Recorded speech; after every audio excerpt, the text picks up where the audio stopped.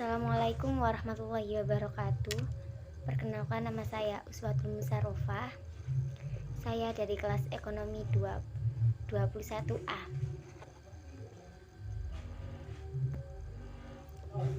Saya akan menjelaskan pengertian profesi dan profesi guru.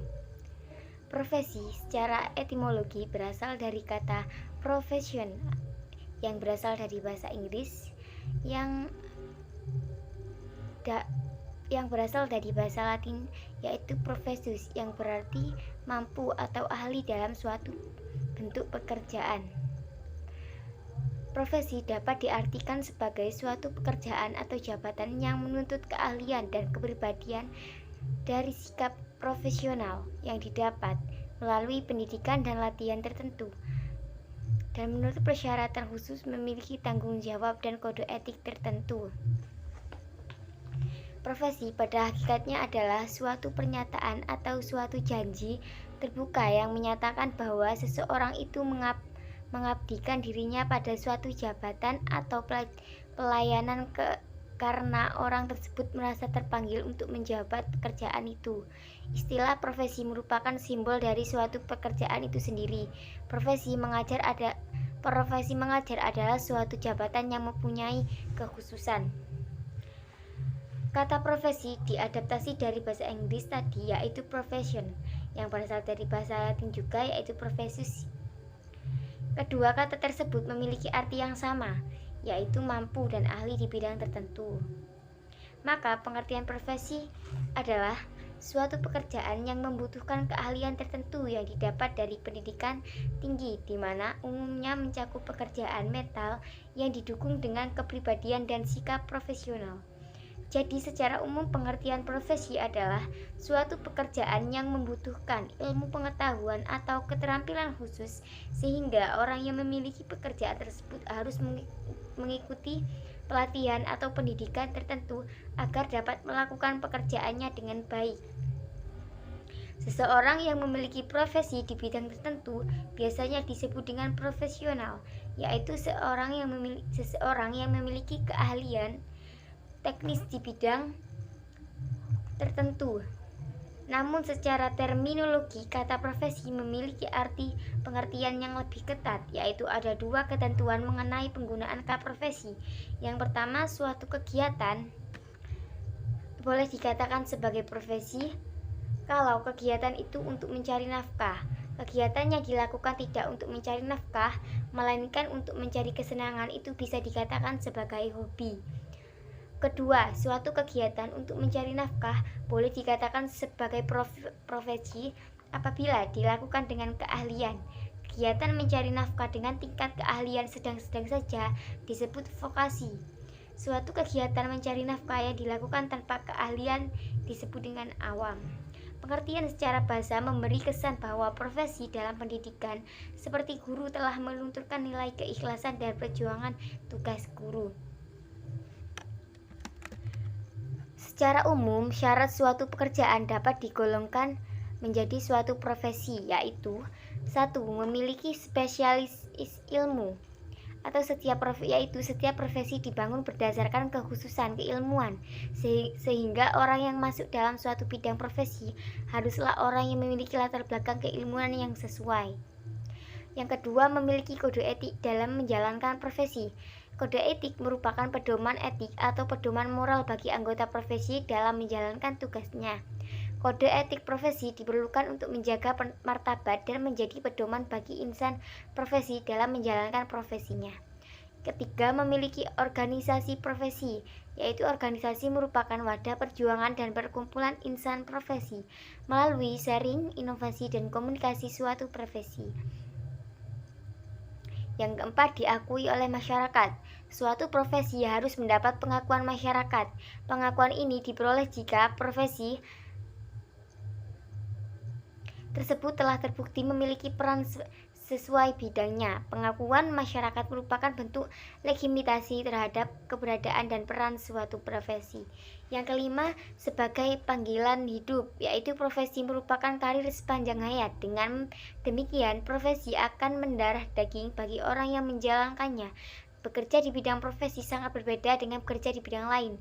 Bekerja di bidang profesi mengharuskan seseorang untuk mengabdikan diri secara penuh dan terus mendalami keilmuan bidang profesi tersebut, sehingga semakin lama seseorang berkecimpung dalam suatu bidang profesi maka akan semakin ahli dalam bidang tertentu.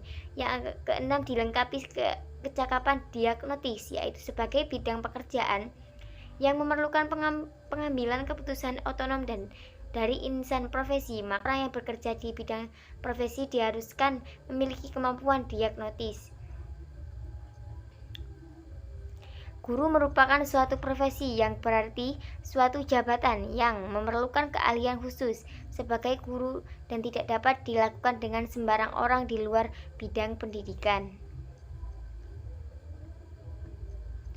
Seorang guru berkaitan dengan aktivitas profesinya diharuskan mengetahui dan dapat menerapkan beberapa prinsip mengajar agar ia dapat melaksanakan tugasnya secara profesional, yaitu sebagai berikut. 1. Guru harus dapat membangkitkan perhatian peserta didik dan materi pelajaran yang diberikan, serta dapat menggunakan berbagai media dan sumber belajar yang bervariasi. Yang kedua, guru harus dapat membangkitkan minat peserta didik untuk aktif dalam berpikir serta mencari dan menemukan sendiri pengetahuan. Yang ketiga, guru harus dapat membuat urutan atau sekuense dalam pemberian pelajaran dan penyesuaiannya dengan usia dan tahap tugas perkembangan peserta didik. Guru perlu menghubungkan pelajaran yang akan diberikan dengan pengetahuan yang telah dimiliki peserta didik atau kegiatan apersepsi agar peserta didik menjadi mudah dalam memahami pelajaran yang diterimanya. Yang kelima, sesuai dengan prinsip repetisi dalam proses pembelajaran, diharapkan guru dapat menjelaskan unit pelajaran secara berulang-ulang hingga tanggapan peserta didik menjadi jelas. Yang keenam, guru wajib memperhatikan dan memikirkan korelasi atau hubungan antara mata pelajaran dan atau praktik nyata dalam kehidupan sehari-hari. Yang ketujuh, guru harus tetap menjaga konsentrasi belajar para peserta didik dengan cara memberikan kesempatan berupa pengalaman secara langsung. Yang kedelapan, guru harus mengembangkan sikap peserta didik dalam membina hubungan sosial, baik dalam kelas maupun di luar kelas. Yang kesembilan, guru harus menyelidiki dan mendalami perbedaan peserta secara individual agar dapat melayani siswa sesuai dengan perbedaannya tersebut. Kode etik profesi keguruan. Etika berasal dari bahasa yaitu kata etos yang berarti suatu kehendak atau kebiasaan baik yang tetap. Sedangkan etika atau moral adalah ajaran tentang baik dan buruk mengenai perbuatan, sikap, kewajiban, dan sebagainya.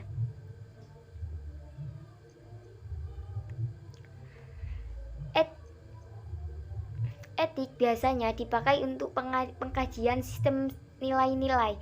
Karena itu, guru sebagai tenaga profesional perlu memiliki kode etik guru dan menjadikannya sebagai pedoman yang mengatur pekerjaan guru selama dalam pengabdian.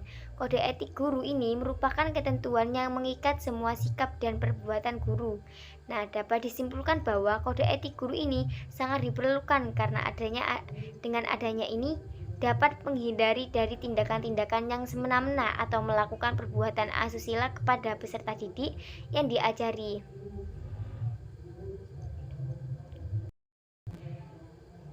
Kode etik guru adalah norma atau asas yang harus dijalankan oleh guru sebagai pedoman untuk bersikap dan berperilaku dalam melaksanakan tugas profesinya sebagai pendidik yang profesional. Secara umum, kode etik diperlukan dengan beberapa alasan, antara lain seperti berikut ini. Untuk melindungi pekerjaan sesuai dengan ketentuan dan kebijakan yang telah ditetapkan berdasarkan perundang-undangan yang berlaku. Yang kedua, untuk mengontrol terjadinya ketidakpuasan dan persengketaan dari para pelaksana sehingga dapat menjadi dan meningkatkan stabilitas internal dan eksternal pekerjaan. Yang ketiga, melindungi para praktisi di masyarakat, terutama dalam hal adanya kasus-kasus penyimpangan tindakan, melindungi anggota masyarakat dari praktek-praktek yang menyimpang dari ketentuan yang berlaku.